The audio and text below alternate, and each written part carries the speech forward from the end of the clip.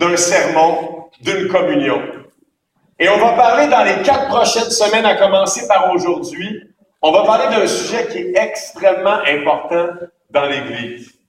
C'est probablement un des sujets les plus importants tout court quand on parle de l'évolution, de la croissance et de la maturité des individus dans la société aussi bien que dans l'Église.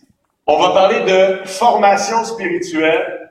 On va parler de ce qu'on appelle également aujourd'hui dans le monde, parce que c'est un mot qui est vraiment à la mode, on va parler de ce qu'on appelle le coaching, le mentorat, la formation spirituelle. Et on va prendre le temps ensemble pendant les 4-5 prochaines semaines et on risque même de revenir là-dessus en avril, dans une certaine mesure, faire un suivi là-dessus jusqu'à l'été, de façon à être bien sûr qu'on est une Église qui non seulement comprend, mais cherche également concrètement à pratiquer la formation.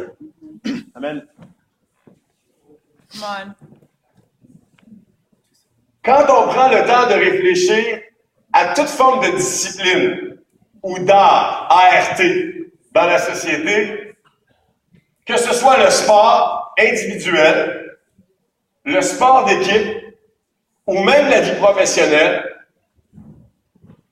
la réalité de la formation, elle fait partie intégrante du chemin vers le succès.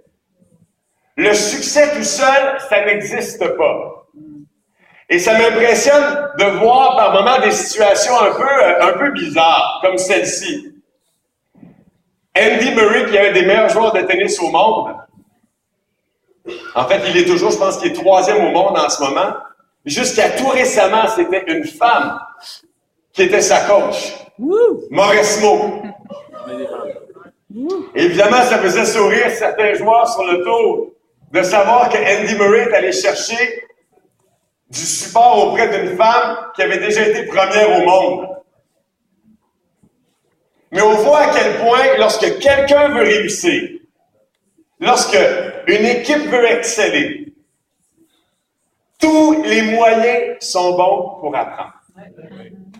Tous les moyens sont bons pour grandir. Que ce soit lorsqu'on est devant un professeur à l'université et qu'on a besoin d'un coup de main particulier pour passer une matière difficile, que ce soit lorsqu'on est au travail et qu'on sent nos limites ou qu'on a des aspirations à grandir dans une compagnie, d'une manière ou d'une autre, on a besoin de support, on a besoin de formation, on a besoin de coaching, on a besoin d'un regard extérieur à notre propre vie. Et c'est ironique. C'est ironique que parfois, dans l'Église et dans notre vie spirituelle, on le reconnaît intellectuellement, mais dans les faits, on n'est pas si enthousiaste et déterminé à aller chercher la formation. Est-ce que vous me suivez là-dessus? Mm-hmm. Qu'est-ce qui, d'après vous, est le plus exigeant? Avoir un coach qui va nous amener à devenir parmi les meilleurs joueurs de tennis au monde, ou gravir des échelons dans une compagnie, ou lever plus de poids dans un gym, comme c'est le cas de Bruno Tardif, qui va s'entraîner 3 fois par semaine pour pousser des barils de bière, si j'ai bien compris, d'un bout d'une salle à l'autre, ou d'amener sa famille et ses amis au ciel dans la vie éternelle. Les barils de bière? Tout est difficile. Pas sûr. En fait, tout est exigeant. La différence, c'est que pour se rendre au ciel, chaque journée compte jusqu'à la fin de notre vie. Et qu'on a besoin constamment d'être au fait de notre fragilité et du fait qu'on a besoin les uns des autres. On a besoin les uns des autres. Vous connaissez le passage en Ecclésiaste? 2 valent mieux qu'un, car ils ont un bon salaire de leur peine. Et la Bible continue, malheur à celui, lorsqu'il tombe, qui n'a pas un ami pour le relever. Est-ce que vous êtes avec moi? Oui. Et ça peut être très évident quand on tombe en ski.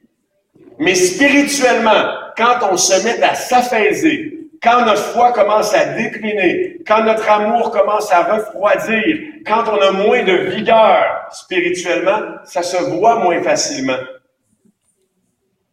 Et c'est une raison supplémentaire pour réfléchir sur le fait que, wow, j'ai besoin d'amis qui me connaissent et qui sont impliqués dans ma vie et qui m'aident à être le meilleur que je peux être en Jésus. Amen. Come on, G. Vous vous rappelez-vous, j'avais déjà pris cette image-là pour un autre message. Je la trouve formidable. L'illusion du self-made man. A self-made man. Il y a un problème avec cette image-là. Vous rappelez-vous? C'est quoi le problème? Qui a fait ses mains? Qui a fait ses mains? Et en fait, le produit même de son être ne lui appartient pas. Et je me disais, s'il a mal dans le dos, qui va lui gratter le dos? Il y a un problème. Et ça ressemble beaucoup à l'orgueil de notre génération. L'indépendance, l'individualisme, je suis capable tout seul, alors que dans le fait même de vivre ensemble en tant que société, il y a nécessairement, il y a l'obligatoire responsabilité d'au moins faire attention à son prochain. Et c'est vrai, effectivement, qu'on est une incroyable œuvre d'art en tant qu'être humain. On est des êtres d'une profondeur et d'une complexité incroyable. Et d'autant plus en besoin de recevoir du support, de l'aide constamment. Ça fait maintenant bientôt 17 ans que je suis disciple de Jésus. J'ai été baptisé le 21 juin 1998 ici à Montréal. Et en réfléchissant au message de ce matin, puis en regardant ma vie, alors qu'on a vécu des petites crises avec ma fille en fin de semaine à la maison, ma femme et moi, on a eu des bonnes discussions par rapport à notre couple également. Je regarde ce qui se passe dans ma vie, dans l'Église, dans mon cœur, et je réalise à quel point j'ai besoin d'aide, à quel point j'ai besoin d'hommes et de femmes qui sont à mes côtés pour me parler, pour me poser les bonnes questions, et par moments, pour me secouer si j'en ai besoin. Je réalise que plus que jamais, je suis dans une position de grande fragilité.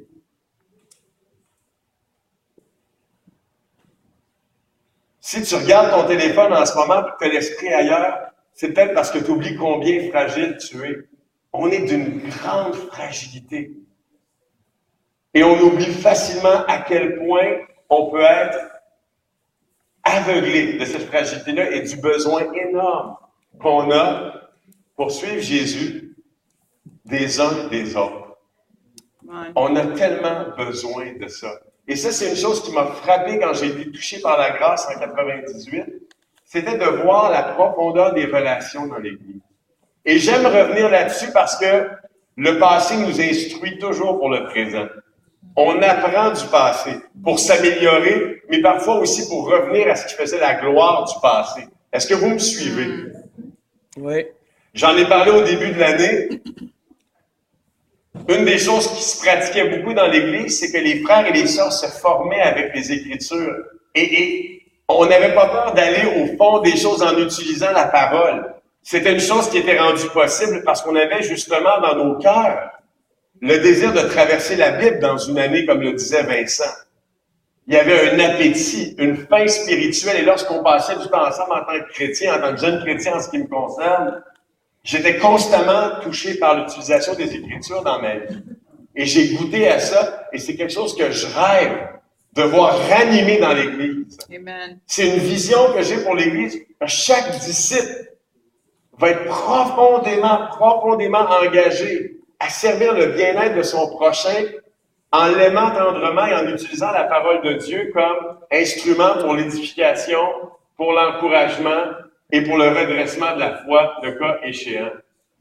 Et ce matin, ce que j'aimerais faire avec vous, j'espère avoir le temps de tout couvrir, j'aimerais qu'on examine ensemble, dans la Bible, quelques fondements bibliques extrêmement importants au niveau de la formation spirituelle. Il y en a plusieurs.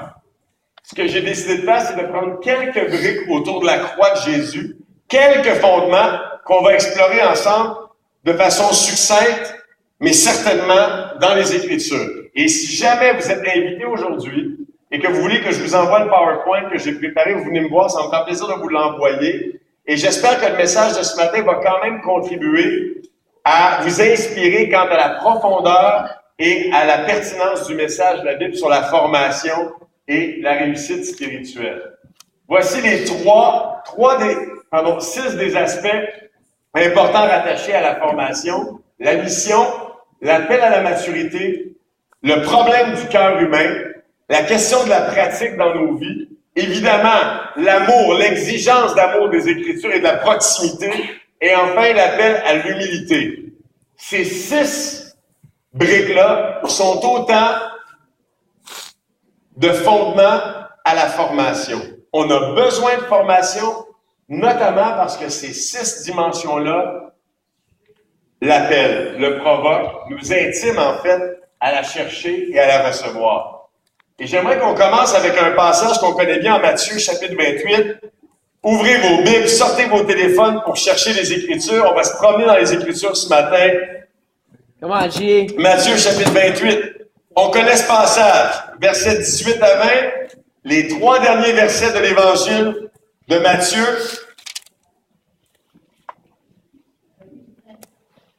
Jésus s'approcha et leur parlant ainsi: tout pouvoir m'a été donné dans le ciel et sur la terre. Allez, faites de toutes les nations des disciples, baptisez-les au nom du Père, du Fils et du Saint-Esprit, et enseignez-leur à garder tout ce que je vous ai prescrit. Et voici, je suis avec vous tous les jours jusqu'à la fin du monde. Beaucoup de choses à dire sur ce passage-là, mais j'aimerais insister sur un mot. Un mot. Et c'est le verbe qu'on retrouve au verset 19. Le deuxième verbe. Faites de toutes les nations des disciples. La Bible ne dit pas aller chercher des disciples. Trouver des disciples. La Bible dit faites des disciples. On ne naît pas chrétien. On ne sort pas du ventre de notre mère chrétien. Jésus appelle ses disciples à faire des disciples, c'est-à-dire à aider les hommes et les femmes à embrasser cette vision et cette grâce dont Vincent parlait tantôt pour devenir disciple. Comment peut-on devenir disciple et grandir comme disciple s'il n'y a pas de formation? C'est impossible. Et puisqu'on retient seulement un tout petit pourcentage de mon enseignement de ce matin, que vous allez sortir d'ici et que rapidement vos préoccupations quotidiennes et hebdomadaires vont prendre le dessus sur l'enseignement, vous comprenez que si on n'est pas profondément engagés les uns dans la vie des autres, on ne peut pas grandir comme disciple. C'est un mensonge, c'est une illusion. Ouais. Une illusion. Et la preuve en est, on peut aussi bien perdre des habiletés dans le monde que des habiletés spirituelles. Ce qui pouvait être facile il y a 5 ans dans ma foi peut devenir difficile aujourd'hui. Partager notre foi, aimer les âmes perdues. Est-ce que tu as la conviction que si tu n'as pas le désir d'apprendre à aimer les âmes, qu'on n'a pas le désir de grandir dans l'amour des âmes, qu'on peut difficilement s'approprier du terme chrétien ou disciple de Jésus? Et on réalise en réfléchissant à la chose que, wow, oui, faire des disciples, c'est pas seulement les faire pour les baptiser, mais c'est les faire pour les maintenir et les aider à grandir. Et on a besoin de cette communauté de formation spirituelle. Et évidemment, on va parler des détails dans les semaines qui viennent. On va même parler des formes de formation, des types de formation. Mais encore, faut-il avoir cette première conviction? Vas-y, J. Je suis devenu chrétien le 21 juin 1998. J'avais beaucoup de zèle pour partager l'Évangile. J'avais des choses à apprendre. Mais je réalise à l'âge de 47 ans bientôt que je peux perdre mon zèle. Je peux perdre mon amour pour les gens. Ouais. J'ai besoin de formation. Amen. Qu'un jeune chrétien me dise, Ghislain, comment va ton évangélisation? Comment va ton contact avec les non-chrétiens? Est-ce que ton cœur brûle autant qu'en 98? C'est une bonne question que je dois recevoir avec humilité et que j'ai besoin d'entendre souvent dans ma vie. Parce que je suis un homme fragile, parce que je suis un homme inconstant, par moment et que j'ai besoin, en fait, de cette perspective dans ma vie. Le deuxième fondement, c'est l'appel à la maturité. Regardez avec moi en Galates 5, verset 19. Pardon. Vas-y, G. Galates 5, verset 19. Et je sais que on va rapidement, et ça sera à chacun d'entre nous, vous allez le recevoir par courriel, ça sera à chacun d'entre nous cette semaine de relire ces passages-là, de les laisser descendre profondément dans nos cœurs. J'étudie Galates 5, 19. Ouais. En fait, c'est pas Galates 5, 19. Non, je pense que c'est Galates 4, 19 probablement. Attends un instant. Voilà, Galates 4, 19. Mes enfants, et là, c'est Paul, l'apôtre Paul qui parle, pour qui j'éprouve de nouveau les douleurs de l'enfantement, jusqu'à ce que Christ soit formé en vous. C'est vraiment intéressant. Paul parle des douleurs de l'enfantement comme s'il mettait au monde des hommes et des femmes pour que ces hommes et ces femmes-là deviennent comme qui? Comme Christ. On est des disciples de qui? De Jésus. Et notre aspiration, c'est de devenir semblable à Jésus. Et c'est beau parce qu'on voit ici que entre le résultat fini et le chemin pour y arriver, il y a quoi? Il y a les douleurs de l'enfantement. C'est-à-dire que c'est un travail qui est exigeant, qui demande un engagement. C'est un travail qui est hautement intentionnel. Et je dois vous confesser quelque chose ce matin. Je réfléchissais, alors que je travaillais comme avocat, même comme étudiant à l'université, puis dans les entreprises en général, puis ceux qui travaillent dans le monde corporatif le savent. Quand tu as un bon patron, ou que tu as quelqu'un qui croit en toi, cette personne-là va déployer beaucoup d'efforts pour établir des objectifs, une vision, et va chercher à t'accompagner sur ce chemin jusqu'à la réalisation des objectifs et de la vision. Est-ce que c'est le cœur qu'on a les uns pour les autres? Wow, big question. Wow! Yeah. Wow! Pour chaque frère, chaque sœur. Par exemple, je suis dans une relation de formation avec Marc-André. On est deux hommes qui avons plus de 10 ans dans la foi. Il est clair que l'un et l'autre, on doit prendre le temps de s'asseoir et de prier les uns pour les autres et se poser la question, comment Marc-André peut devenir un disciple plus mature et qu'est-ce que je vais faire pour l'encourager en ce sens? Comment on va marcher ensemble dans les voies de Jésus pour devenir davantage mature ensemble? Les gens font ça dans le monde pour une couronne, comme le dit Paul, qui est périssable, qui est momentanée. Alors que nous, on a comme objectif la vie éternelle, guys. Et non seulement ça, mais la réussite de nos vies sur Terre. L'exemple que je vais léguer à mes enfants, l'exemple que je peux léguer à mes frères et mes sœurs du campus, et dans chacun des ministères, c'est pas une mince question. Et moi, ça m'excite, je vais vous le dire. Je suis excité. Je pense à ça et je me dis, wow, il y a un travail incroyable à faire. On a besoin de stimuler notre esprit, notre façon de voir la formation, de voir l'accompagnement spirituel, que ce soit avec les jeunes chrétiens ou avec les chrétiens plus matures. Et je vous le dis, à partir de cette semaine, on va travailler ensemble. Come on. Ça fait des semaines que je mûris là-dessus, que je laisse ça décanter. Il y a du stock. Vous lirez également Colossiens 1, versets 28 et 29. Une question que je me pose comme père de famille, c'est quelle sorte d'homme je dois devenir pour amener ma femme et mes enfants au ciel? Est-ce que c'est une bonne question? Les pères de famille ici, quel type d'homme je dois devenir pour amener ma femme et mes enfants au ciel? Wow! On peut être dépassé par la question, mais je peux vous dire une chose, on peut être aussi excité par cette question-là. Puis prendre ça comme un glorieux défi avec nos amis et se dire, guys, on doit être proches plus que jamais dans cette aventure. Le problème du cœur, Proverbe 14, 12. Complétez la phrase. telle voie paraît droite à un homme. Complétez la phrase. Alors que le mène à la mort. Oui. Telle voie paraît droite à un homme, mais à la fin, elle mène à la mort. Et en Jérémie 17:9, le cœur est tortueux. Par-dessus tout, il est incurable. Qui peut le connaître? Moi, l'Éternel, je sonde les reins afin de donner aux hommes selon leurs œuvres. Pourquoi on a besoin de formation? Parce qu'on n'est pas objectif. Tu penses que tu fais des bons choix? Tout seul? Tu sais quoi? Il s'agit que tu en fasses un important qui soit mauvais pour que tu bousilles ton existence. Absolument. Un mauvais choix. Mercredi passé, j'ai fait exprès dans le corpus, dans la préparation de la mi-semaine. J'ai mis une situation. La situation était la suivante. J'ai dit, voici un problème.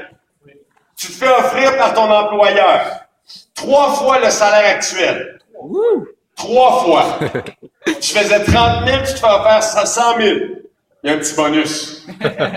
Clause de déménagement, on te donne 10 000 pour déménager.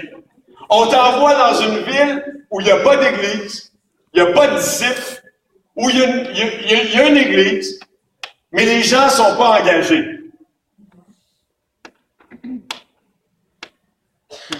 Qu'est-ce que tu fais?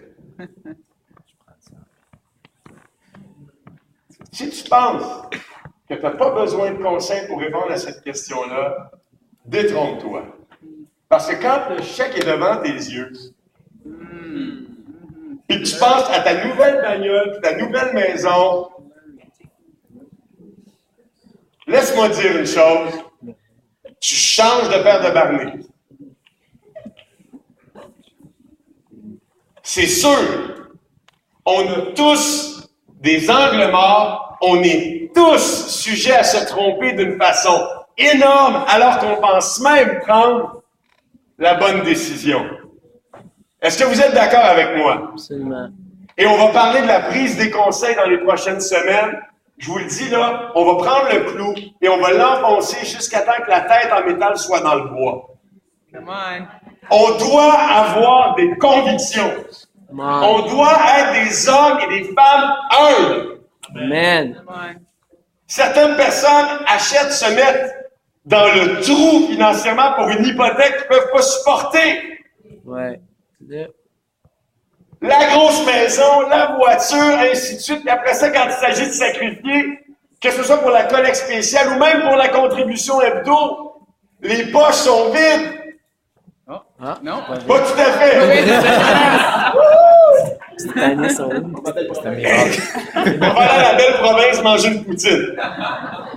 Je viens avec toi. Effectivement, le cœur est problématique. Évidemment, un des fondements de la formation, c'est quoi? C'est la mise en pratique. On a besoin des autres pour mettre en pratique la parole de Dieu. Que ce soit grandir dans l'amour. Évidemment, si tu es marié, la question ne se pose pas. Il faut que tu apprennes à aimer ta femme. Et femme, aime ton mari. Amen. Amen. On a besoin de pratique. Et ce qui est formidable avec le message de Jésus, c'est que tant que tu ne le mets pas en pratique, tu ne peux pas comprendre. C'est-à-dire que la compréhension ne vient pas avant la mise en pratique. Right. La compréhension vient dans la mise en pratique. Je te donne un exemple. Pardonne 70 fois. Est-ce que c'est facile de pardonner? Non. Mais quand tu as pardonné 5-6 fois, là, déjà, tu commences à comprendre ce que ça veut dire pardonner. Surtout si c'est la même personne qui fait les mêmes bêtises. Un autre exemple, aimer ton ennemi. Va te promener sur Jean Talon et va inviter les gens avec un grand sourire à aimer leurs ennemis. Qu'est-ce qu'ils vont dire?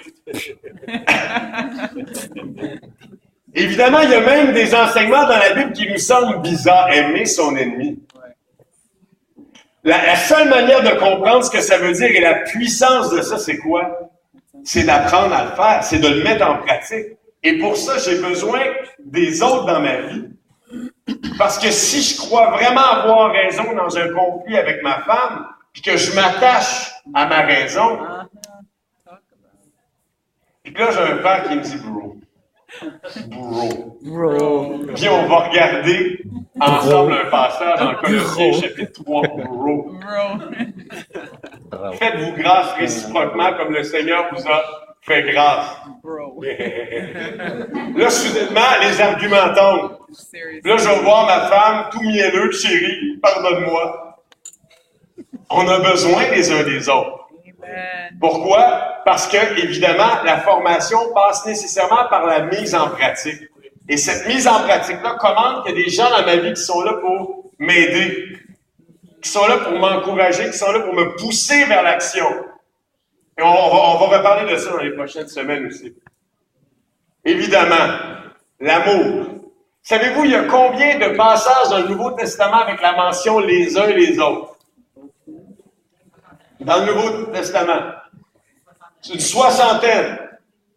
Il y a une soixantaine de passages dans le Nouveau Testament, les uns les autres. Combien j'ai de temps?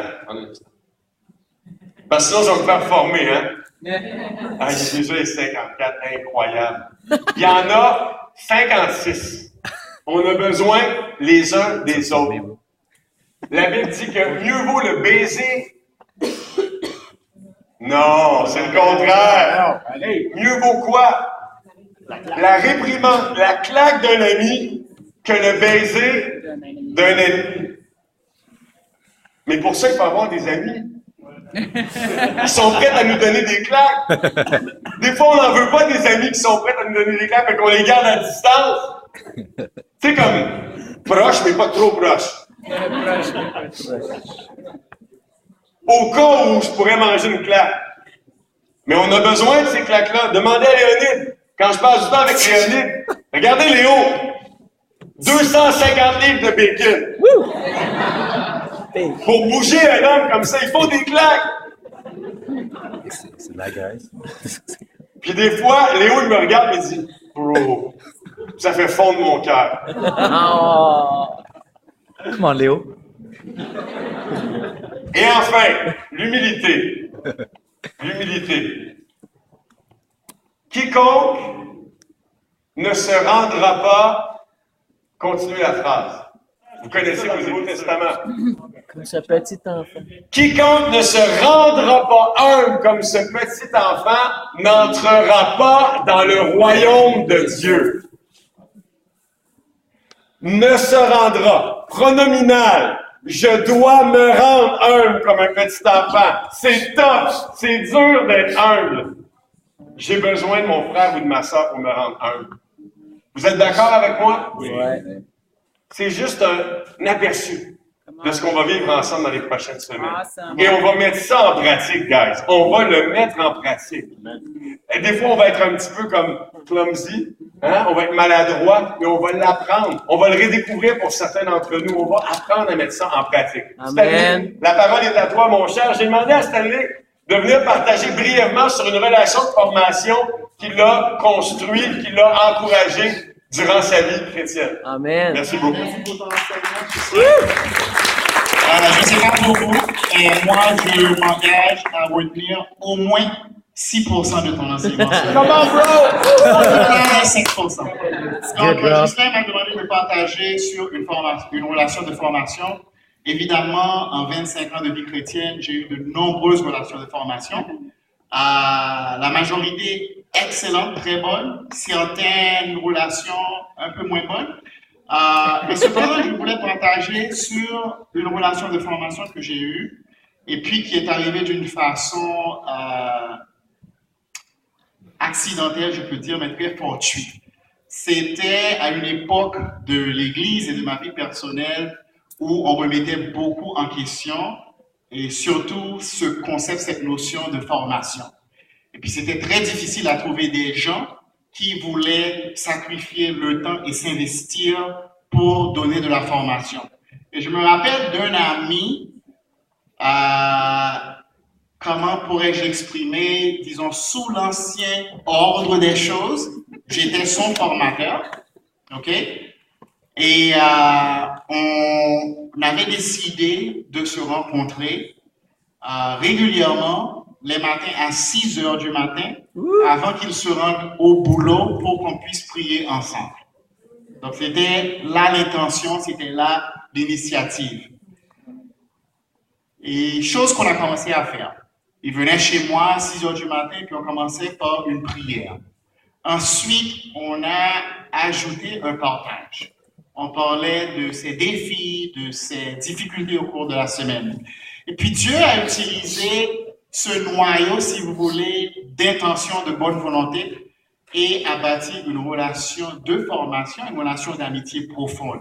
Et j'aimerais en ce moment partager un passage que je trouve très à propos, dans Proverbes chapitre 18, pas besoin de tourner la page, ça se lit ainsi, Proverbes 18, verset 24, la Bible dit, celui qui a beaucoup d'amis les a pour son malheur, mais il est tel ami plus attaché qu'un frère. Il est tel ami plus attaché qu'un frère. Et cet ami est devenu, en effet, plus attaché qu'un frère. Parce qu'on avait commencé cette pratique en 2003, donc il y a une douzaine d'années, et on est toujours resté très attachés, très amis.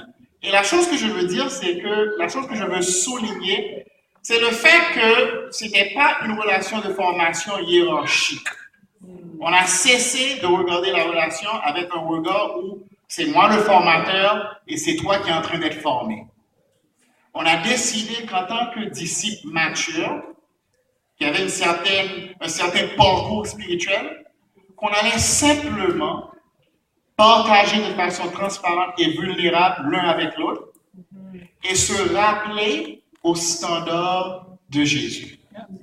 Puis Dieu a permis à cette relation d'évoluer d'une façon merveilleuse qui nous a appelés à une hauteur spirituelle qui dépasse ce qu'on avait déjà atteint en tant que disciples. Awesome. Et je pense que c'était là le travail de l'Esprit qui a pris une volonté, un désir de ne pas rester dans un vacuum spirituel en termes de relations. Et Dieu a béni cette initiative. Donc, Darrell Jones, que vous avez peut-être rencontré, il est venu me visiter ici à Montréal plusieurs fois, demeure l'un de mes meilleurs amis au monde. Et Dieu a vraiment béni notre relation de formation. Amen. Pas de formateur, ni tout pas de disciple, dans le sens que, dans le sens d'une formation hiérarchique, mais on a décidé qu'on allait s'entraider. Et notre relation a déjà 12 ans d'évolution et Dieu nous a bénis de façon admirable. Awesome. Merci pour votre attention.